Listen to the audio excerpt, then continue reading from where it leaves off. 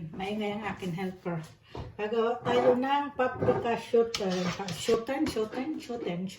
Take it off. Gagawa tayo ng patsambang luto. Patsambang luto ni Linda. Mayroon tayo dito giniling,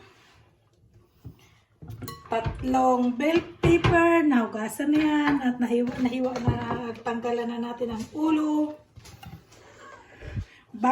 sibuyas, bawang, paminta at asin. Yan talang lagi ang ingredients ko lagi.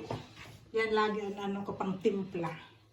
So, paghaluin natin, ilagay natin ang sibuyas, ang bawang, yan. Tapos, timplahan natin ang paminta. Yan, tapos na So, yan na, nalamas-lamas na yan. Lamas-lamas talaga ha. Yan, ilalagay na natin dito. Yan.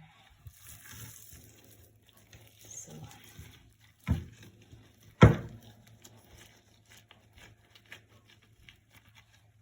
huwag lang natin masyadong punuin.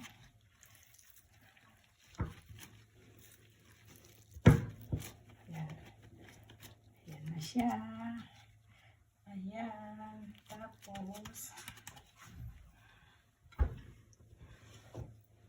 ilagay na natin dito sa kaldero. Ayan. So, ganyan na siya. Ayan. Taklo ba natin, no? Ayan. Ganyan ang pagluto ng patsamba ni Linda. Ang patsambang luto ni Linda. Nakalimutan kong ilagay videoan ng tomato sauce. Ayan na siya. Nakalagay na dyan ng tomato sauce. Tapos pakuluan lang natin naman niya para hanggang sa maluto. Yan. Kamukulit na siya.